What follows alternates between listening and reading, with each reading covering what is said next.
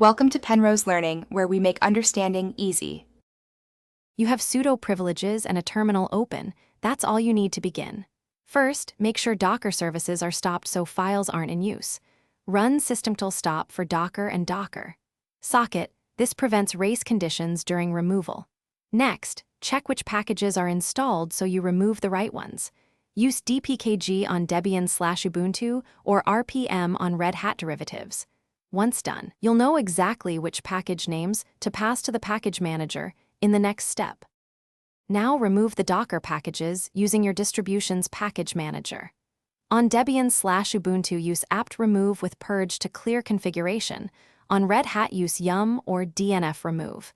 Make sure to include dockerc, dockerccli, containered, EO, and related package names you discovered earlier.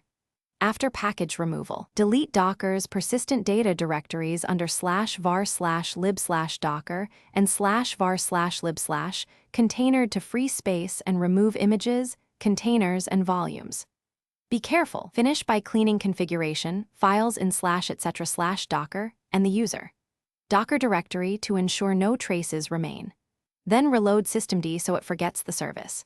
Sudo systemctl daemon reload, and check systemctl status Docker to confirm it is inactive or not found. If you still see errors, inspect logs with journalctl udocker to find sockets or lingering units.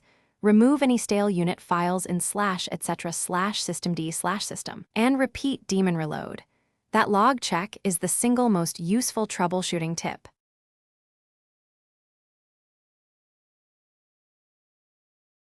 Thanks for watching. If this was helpful, leave a like and consider subscribing. See you next time.